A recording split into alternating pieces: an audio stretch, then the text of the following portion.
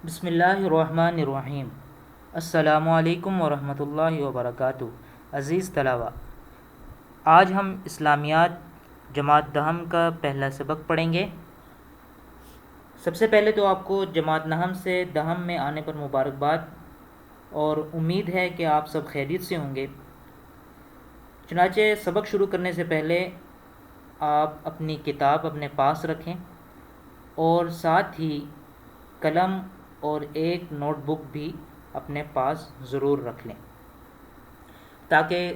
سبق کے اہم نکات جو ہے وہ آپ اپنے پاس نوٹ کر سکیں اور وہ یاد رکھنے میں اور یاد کرنے میں آپ کے لیے آسانی پیدا کریں۔ آج ہم پہلے سبق میں تعارف حاصل کریں گے، اپنی اس کتاب کا تعارف حاصل کریں گے، اور جو پڑھنا ہے اس کے بارے میں کچھ تعارف حاصل کریں گے۔ اس کتاب کو 3 حصوں میں تقسیم کیا گیا ہے۔ سب سے پہلا حصہ قرآن مجید ہے، جس میں ہم یہاں کی مقررہ آیات جو ہیں، اس میں چنیدہ آیات ہیں، اس کا ترجمہ اور تشریح پڑھیں گے، جس میں 2 صورتیں ہیں۔ سورۃ الاحزاب آیات نمبر 1 تا 73، اور دوسری صورت ہے سورۃ الممتحنہ آیات نمبر 1 تا 13۔ تو ہم ان 2 صورتوں کا ترجمہ اور مختصر سی تشریح پڑھیں گے اور اس سے متعلقہ سوال جواب حل کریں گے۔ اس کا دوسرا حصہ وہ احادیث مبارکہ ہیں، احادیث نمبر 11 تا 20۔ اس کی بھی ہم ترجمہ اور مختصر تشریح پڑھیں گے۔ آپ کو جیسے کہ معلوم ہے، کلاس نہم میں آپ احادیث نمبر 1 تا 10 پڑھ چکے ہیں، جہاں آپ نے اس کا ترجمہ اور تشریح پڑھا تھا، اور اس کے علاوہ اس سے متعلقہ سوالات کو حل کیا تھا۔ تو یہاں جو دہم کلاس کا نصاب ہے، اس میں احادیث نمبر 11 تا 20 شامل ہے، جس میں اس کا ترجمہ اور تشریح پڑھی جائے گی۔ اس کے بعد جو اس کا تیسرا حصہ ہے وہ ہے موضوعاتی مطالعہ۔ موضوعاتی مطالعہ میں ہم جو یہاں پر کتاب میں دیے گئے کل 9 موضوعاتی مطالعہ ہیں، جن میں سے ہم 1 تا 4 جو ہے وہ کلاس نہم میں پڑھ چکے ہیں، اور باب نمبر 5 تا 9 جو ہے وہ ہم کلاس دہم میں پڑھیں گے، جن میں سب سے پہلے جو موضوعاتی مطالعہ ہے جس کو ہم پڑھیں گے وہ ہے طہارت اور جسمانی صفائی۔ نمبر 2 ہے صبر و شکر اور ہماری انفرادی اور اجتماعی زندگی۔ تیسرے نمبر پہ ہے عائلی زندگی کی اہمیت، عائلی زندگی یعنی خاندانی زندگی، گھریلو زندگی کی اہمیت۔ اور نمبر 4 ہے ہجرت و جہاد۔ اور نمبر 5 پہ جو ہم پڑھیں گے، یعنی ہمارا آخری موضوعاتی مطالعہ، وہ ہے حقوق العباد۔ اس میں ہم کس طرح کے حقوق پڑھیں گے، یعنی انسانی رشتوں اور تعلقات سے متعلق جو آپ صلی اللہ علیہ وسلم کی سیرت ہے اور ارشادات ہیں، وہ ہمیں کیا سبق دیتے ہیں، تو وہ ہم اس موضوعاتی مطالعہ میں پڑھیں گے۔ تو آئیے کتاب کھولیں، اور سب سے پہلے اپنی کتاب کے جو 3 حصوں میں سے پہلا حصہ ہے، یعنی قرآن مجید والا حصہ، جس میں ترجمہ اور تشریح ہے 2 صورتوں کی، ان 2 صورتوں میں سے جو پہلی صورت ہے سورۃ الاحزاب آیات نمبر 1 تا 73، اس کا تعارف حاصل کرتے ہیں۔ سورۃ الاحزاب کا تعارف۔ احزاب یہ حزب کی جمع ہے، اور حزب کہتے ہیں گروہ کو یا لشکر کو، یعنی ایک گروپ لوگوں کا، ایک گروہ جو ہوتا ہے، کچھ لوگوں سے مل کے جو لوگوں کا مجموعہ ہے، اس کو کیا کہتے ہیں؟ گروہ، اور عربی میں اس کو کیا کہتے ہیں؟ حزب، اور اسی کی جمع ہے احزاب۔ یہ سورۃ الاحزاب جو ہے یہ ہجرت کے 5ویں سال نازل ہوئی۔ اسی سے ہمیں یہ بات معلوم ہوگی، جب ہجرت کے 5ویں سال نازل ہوئی تو یہ سورت لازمی طور پر مدنی ہوگی، کیونکہ مدنی صورت ان صورتوں کو مدنی صورت کہتے ہیں جو ہجرت کے بعد نازل ہوئی ہیں، یعنی جو مسلمانوں نے مکہ سے مدینہ کی جانب ہجرت کی ہے، اس ہجرت کے بعد جو آیات اور جو صورتیں نازل ہوئی ہیں وہ مدنی صورتیں یا مدنی آیات کہلاتی ہیں۔ اس کے لیے ضروری نہیں ہے کہ وہ آپ صلی اللہ علیہ وسلم کے مدینے میں ہوتے ہوئے نازل ہوئی ہوں یا باہر ہوتے ہوئے نازل ہوئی ہوں، کہیں بھی آپ صلی اللہ علیہ وسلم موجود ہوں وہاں پر نازل ہوئی ہوں، لیکن وہ آیات ہجرت کے بعد نازل ہوئی ہیں تو وہ مدنی کہلائیں گی۔ تو یہ صورت بھی مدنی صورت ہے، اور اس صورت میں 73 آیات ہیں، جیسے کہ ہم شروع میں پڑھ چکے ہیں 1 تا 73، جن کا ہم ترجمہ و تشریح پڑھیں گے۔ اور اس صورت میں کل 9 رکوع ہیں، اور ہم کوشش کریں گے کہ آدھا یا ایک رکوع جو ہے اس کو لے کر چلیں، اس طرح 9 رکوع کا ہم مطالعہ کریں گے۔ اس کے علاوہ ہم اس کے کتاب کے دوسرے 2 حصے ہیں ان کو بھی ساتھ ساتھ پڑھتے رہیں گے۔ اور یہ جو صورت نازل ہوئی ہے قرآن مجید میں، جو اس کی ترتیب ہے، جس میں سب سے پہلے قرآن مجید میں کون سی صورت ہے؟ سورۃ الفاتحہ، پھر دوسرے نمبر سورۃ البقرہ، تو اسی طرح اس ترتیب میں جو اس کا نمبر ہے وہ 33ویں نمبر پہ ہے، قرآن مجید میں 33ویں نمبر پر ہے۔ اس ترتیب کو ترتیب توقیفی کہا جاتا ہے۔ اور یہ سورۃ جو احزاب ہے، یہ قرآن مجید کے 21ویں پارے میں شروع ہوتی ہے، یعنی اس کے اختتام پر 21ویں پارے کے تقریباً اختتام کے قریب جو آخری اس کا ربع ہے اس میں یہ شروع ہوتی ہے، اور 22ویں پارے میں یہ اس اختتام پذیر ہوتی ہے، یعنی یہ صورت گویا 2 پاروں کے درمیان یہ جو ہے صورت شامل ہے، 2 پاروں میں شامل ہے۔ مزید اس کا ہم تعارف دیکھتے ہیں۔ سب سے پہلے سورۃ الاحزاب جو ہے یہ کیوں نازل کی گئی، اس کے نازل کیے جانے کا سبب کیا تھا؟ تو اس کے بارے میں حضرت ابن عباس رضی اللہ عنہ سے روایت ہے کہ وہ فرماتے ہیں کہ یہ سورت جو ہے وہ اہل مکہ میں سے 2 افراد ولید بن مغیرہ اور شیبہ بن ربیع نے حضور صلی اللہ علیہ وسلم سے ایک مرتبہ یہ کہا آگے کہ اگر آپ اپنی دعوت کو چھوڑ دیں تو ہم آپ کو اپنا آدھا مال دے دیں گے۔ اور دوسری طرف مدینہ کے جو کچھ یہودی تھے اور منافقین، انہوں نے بھی مل کے آپ صلی اللہ علیہ وسلم کو یہ دھمکی دی کہ اگر آپ اپنی بات یعنی یہ دعوت جو دین کی دعوت ہے اس کو دینا نہیں چھوڑتے تو نعوذ باللہ ہم آپ کو قتل کر دیں گے۔ تو اس پہ یہ صورت نازل کی گئی، اور آپ صلی اللہ علیہ وسلم سے فرمایا گیا کہ اے نبی صلی اللہ علیہ وسلم، اللہ سے ڈرتے رہیے اور کافروں اور منافقوں کا کہنا نہ مانیے۔ تو اس کے سبب نزول جو ہے وہ حضرت ابن عباس رضی اللہ عنہ سے روایت ہے، وہ اس چیز کو سبب نزول اس واقعے کو قرار دیا ہے۔ اس صورت کو سورۃ الاحزاب کیوں کہا جاتا ہے، اس کی وجہ تسمیہ کیا ہے؟ وجہ تسمیہ کا مطلب ہوتا ہے یعنی اس کو یہ نام دیے جانے کی وجہ کیا ہے۔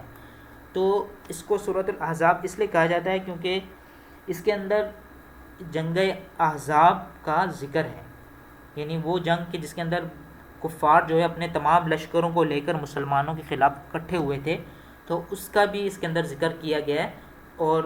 اسی بنیاد پر اس کا نام جو ہے سورۃ الاحزاب رکھا گیا ہے۔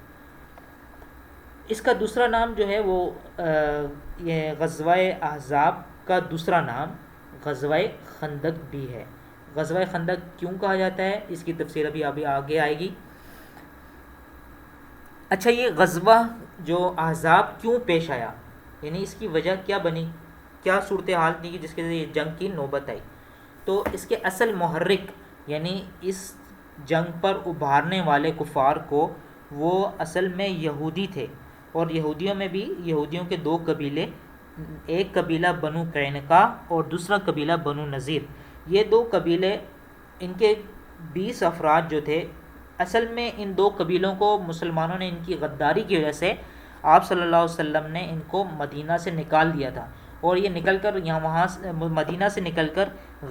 خیبر کے قلعے میں جا کے آباد ہوئے، لیکن ان کے اندر مسلمانوں کی دشمنی اور غیظ و غضب اتنا زیادہ تھا کہ وہاں پر بھی یہ سکون سے نہیں بیٹھے، بلکہ انہوں نے اپنے 20 افراد کا ایک وفد تیار کیا جو مکہ گیا، اور مکہ میں جا کے مشرکین کو مسلمانوں کے خلاف ابھارا، لڑنے کے لیے ترغیب دی کہ تم نکلو مسلمانوں کے خلاف، مسلمانوں کو قتل کرو، مسلمانوں کے خلاف لڑو، ہم بھی تمہاری مدد کریں گے، اور لوگ بھی تمہاری مدد کریں گے۔ چنانچہ جب انہوں نے قریش کو ابھارا تو قریش ان کی باتوں میں آ کے مسلمانوں کے خلاف لڑنے کے لیے تیار ہو گئے۔ دوسری طرف پھر انہوں نے ایک اور قبیلے بنو غطفان کو بھی تیار کیا کہ وہ مسلمانوں کے خلاف لڑیں، تو انہوں نے بھی یعنی فیصلہ کر لیا کہ ہم بھی تیار ہیں کہ مسلمانوں کے خلاف لڑیں. تو قریش نے بھی لگ بھگ اپنے 4,000 جنگجو جو ہیں اس جنگ کے لیے تیار کیے، اور دوسرے قبیلے بنو غطفان نے بھی لگ بھگ 4,000 اپنے جوان جو ہیں اس جنگ میں جھونکے، اور خود انہوں نے بھی اپنے کچھ اور دیگر آس پاس کے قبائل کے بھی لوگ تیار کیے جن کی تعداد 2,000 یا اس سے کچھ زیادہ تھی. تو یہ تقریباً یہ لشکر یعنی جو افواج تھی، یعنی جو ان کی کفار کی جو افواج تھی، یعنی کل ملا کے یہ 10,000 اور بعض روایات میں آتا ہے کہ 12,000 ان کی تعداد تھی، جن میں 4,000 قریش کے جوان تھے اور 4,000 بنو غطفان کے تھے، اور 2,000 دیگر قبائل یا 2,000 سے زیادہ وہ یہودیوں اور دیگر قبائل کے جوان شامل تھے. اور دوسری طرف مسلمانوں کی افواج کی جو تعداد تھی وہ 3,000 کے لگ بھگ تھی. اس صورت میں کس قسم کے مضامین بیان کیے گئے ہیں، یہ ساتھ ساتھ جب ہم صورت اور اس کا ترجمہ و تشریح پڑھتے جائیں گے تو یہ بات ہمارے سامنے آتی جائے گی، لیکن خلاصتاً آپ کو بتا دیا جائے گا کہ اس میں خاندانی مسائل، خاندانی مسائل کا ذکر ہے، معاشرتی مسائل بتائے گئے ہیں، اور اخلاقی مسائل ذکر کیے گئے ہیں. اس کے علاوہ اور بھی بہت سی اس میں، اور جنگ کا ذکر، جنگ کا نقشہ کھینچا گیا. تو اب ہم اس جنگ کے بارے میں پڑھتے ہیں اور سنتے ہیں کہ اس کو غزوہ خندق کیوں کہا گیا. تو اس کو غزوہ خندق کہنے کی وجہ یہ ہے کہ جب مسلمانوں کو اس بات کا علم ہوا کہ کفار نے ان کے خلاف بہت زبردست تیاری کی ہے اور بہت زیادہ فوج لے کے آ رہے ہیں، تو آپ صلی اللہ علیہ وسلم نے تمام یعنی تمام صحابہ کو جمع کیا اور ان سے مشورہ لیا کہ ہمیں کیا کرنا چاہیے. تو مختلف صحابہ نے مختلف مشورے دیے، جن میں حضرت سلمان فارسی رضی اللہ تعالیٰ عنہ بھی شامل تھے. یہ وہ صحابی ہیں جو فارس یعنی ایران کے رہنے والے تھے، اور وہاں سے مدینہ تشریف لائے تھے، اور آپ صلی اللہ علیہ وسلم کے ہاتھ پر انہوں نے اسلام قبول کیا تھا. تو حضرت سلمان فارسی رضی اللہ عنہ سے جب مشورہ لیا گیا تو انہوں نے کہا کہ اے اللہ کے رسول صلی اللہ علیہ وسلم، جب ہمارے علاقے میں یعنی فارس ایران کے علاقے میں جب جنگ لڑی جاتی ہے اور مخالف یعنی دشمن جو ہو وہ تعداد میں بہت زیادہ ہو، تو عام طور پہ ان سے لڑنے کے لیے چال چلی جاتی ہے کہ خندق کی کھدائی کی جاتی ہے اور اس کے ذریعے اپنی حفاظت کی جاتی ہے، تو اس کا بہت فائدہ ہوتا ہے.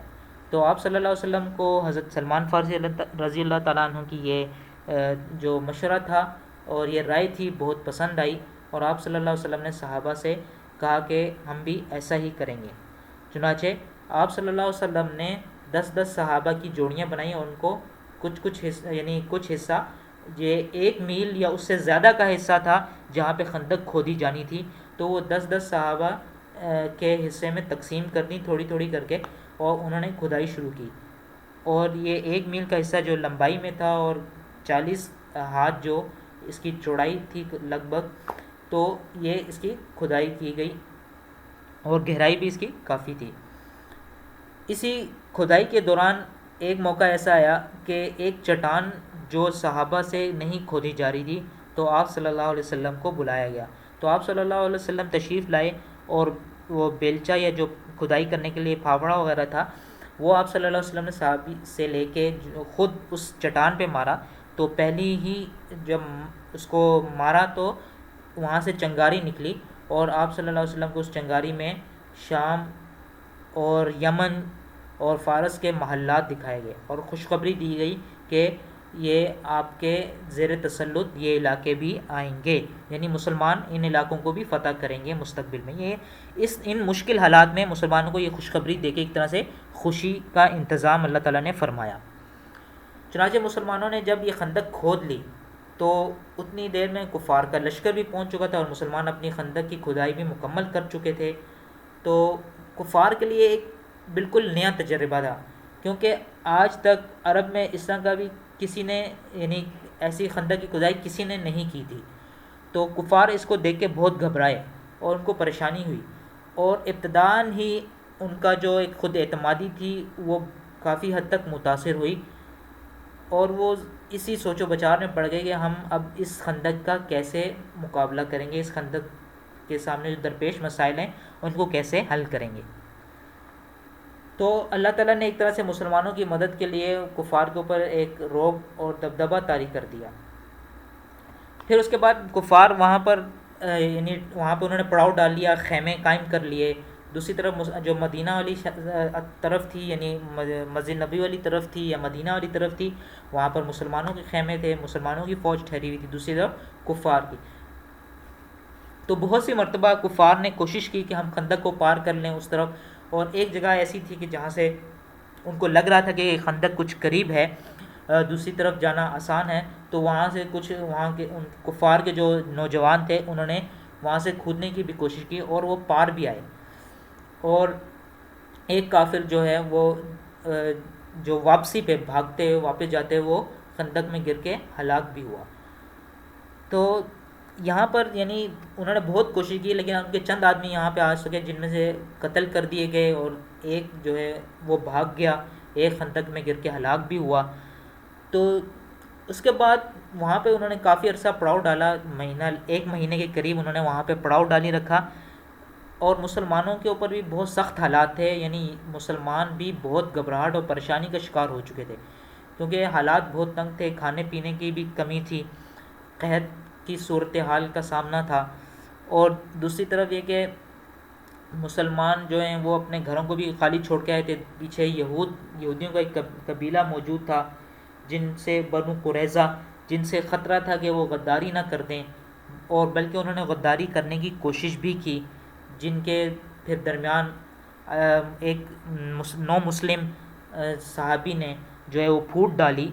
اور ان کے یعنی یہودی جو بنو قریظہ تھے ان کے درمیان ان کو بھی بدگمانی کا شکار کر دیا قریش سے متعلق، اور قریش کو بھی ان سے متعلق بدگمانی کا شکار کر دیا۔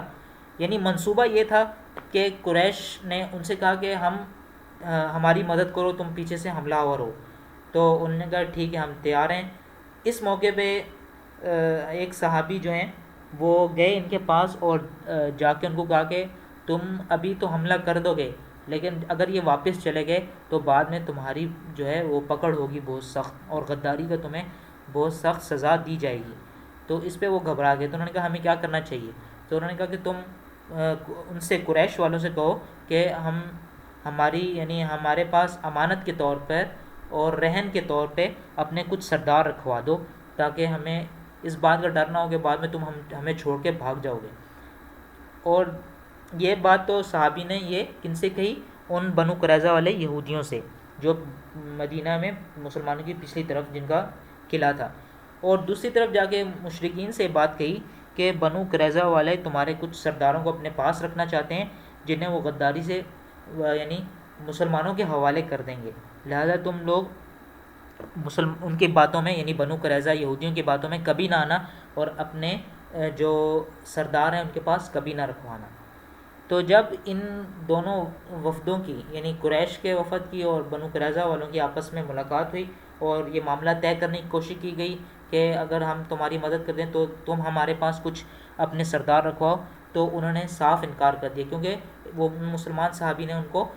یہ بات پہلے سے یعنی ان کو بدگمان کر دیا تھا۔ تو یہ چال چلی مسلمانوں کی طرف سے اور آپ صلی اللہ علیہ وسلم کی اجازت سے چلی گئی۔ تو یعنی یہ جنگ کے اندر ایک چال چلنا جو جنگ کے اندر بالکل جائز ہے، بالکل اچھی بات ہے۔ تو اس کا نتیجہ کیا نکلا کہ وہ یہودی بھی پیچھے ہٹ گئے کہ ہم مسلمانوں کے خلاف پیچھے سے حملہ کریں، اور قریش بھی بہت گھبراہٹ کا شکار ہو گئے کہ اندر سے ان کو مدد کا کسی بھی قسم کا یقین ختم ہو گیا۔ اس کے بعد اللہ تعالیٰ نے آندھی اور طوفان بھیجا، سخت قسم کی آندھی، جس نے یعنی کفار کے تمام خیموں کو اکھاڑ دیا، ان کی ہانڈیوں کو، ان کے کھانے کو الٹ دیا، خراب کر دیا، اور پھر انہوں نے جلد از جلد وہاں سے کوچ کر گئے، اپنے خیمے اتار کے وہاں سے پڑاؤ چھوڑ کے بھاگ کھڑے ہوئے۔ اور اس موقع پہ آپ صلی اللہ علیہ وسلم نے فرمایا کہ اب جو ہے کفار کی چڑھائیاں ختم، اب ہم چڑھائی کیا کریں گے۔ اور یہی ہوا کہ اس کے بعد تمام غزوات جو ہیں فتح مکہ سے لے کے آگے تک وہ مسلمانوں ہی کی طرف سے اقدام ہوا، اور اس سے پہلے تک جو ہے مسلمان اپنا دفاع کیا کرتے تھے۔ تو یہ اس کا خلاصہ تھا غزوہ خندق کا، اور مجھے امید ہے آپ کو سمجھ میں آئی ہوگی۔ اس کے بعد ہم دیکھتے ہیں، اس کا نقشہ دیکھ لیتے ہیں تاکہ آپ کو مزید وضاحت ہو کہ اس وقت مطلب کس طرح کی صورتحال تھی۔ تو یہ دیکھیں، یہ آپ اس کے ماؤس کے کرسر کو دیکھ رہے ہوں گے کہ یہ جگہ پہ ہے، یہ نیلے رنگ کا، یہ مسجد نبوی کو شو کیا جا رہا ہے. یہاں پہ مسجد نبوی تھی نقشے کے مطابق، اور یہ اس کے سامنے جو پیلے رنگ کا یہ ڈبے شو کیے جا رہے ہیں، یہ مسلمانوں کی بستی تھی مدینہ میں. اور یہ پیچھے جو پیلے رنگ کے بستی شو کی جا رہی ہے، یہ بنو قریظہ یہودیوں کا قبیلہ تھا جس سے مسلمانوں کو خطرہ تھا پیچھے سے حملہ کیے جانے کا. اور یہ قبا کی بستی تھی جو مدینہ سے کچھ فاصلے پر موجود تھی. اور اس کے علاوہ یہ درخت وغیرہ جتنے نظر آ رہے ہیں، کھجور کے باغات تھے، گھنے باغات تھے. اور یہ اس مدینہ مسجد نبوی کے بائیں جانب آپ دیکھ سکتے ہیں یہ بہت بڑی یعنی ایک پہاڑ تھا، بہت بڑا یعنی پہاڑ کہہ سکتے ہیں جو مسلمانوں کو محفوظ رکھے ہوئے تھا. اور دائیں جانب بھی بہت بڑا پہاڑ تھا جس نے مسلمانوں کو محفوظ بنایا تھا. اور پیچھے طرف بھی یہ جبل عیر کے نام سے ایک پہاڑ تھا جس نے مسلمانوں کو پیچھے سے بھی محفوظ رکھا تھا. تو صرف سامنے سے جو جگہ تھی وہ کھلی ہوئی تھی جہاں سے حملے کا خطرہ تھا. تو حضرت سلمان فارسی رضی اللہ تعالیٰ عنہ کے مشورے اور رائے پر یہاں سے یہاں تک لگ بھگ 1 میل جو ہے یہ خندق کھودی گئی اور مسلمانوں نے خندق کے ذریعے اپنا دفاع کیا. اس جانب کفار، مشرکین، یہودی اور جتنے وہ قبائل جمع ہوئے تھے، بنو غطفان کے بھی اور قریش کے بھی اور دوسرے قبائل بھی، ان کی فوج تھی جو 10,000 یا بعض روایات کے مطابق 12,000 کے قریب تھی. اور اس جانب مسلمانوں کا لشکر تھا جو 3,000 تھے، اور ان میں بھی کچھ یہودی بھی منافقین بھی شامل ہو چکے تھے. جیسا کہ آپ کو پتہ ہے اس سے پہلے بھی ایک غزوہ کے اندر منافقین جو ہے وہ شامل ہوئے تھے اور آخری موقع پہ عبداللہ بن ابی کے ساتھ وہ الگ ہو گئے تھے. تو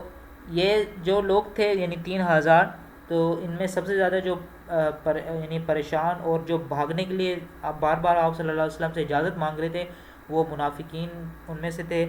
جو کہہ رہے تھے کہ ہمارے گھر پیچھے خالی ہیں، ہمیں ڈر ہے کہ پیچھے سے یہودی قبضہ نہ کر لیں اور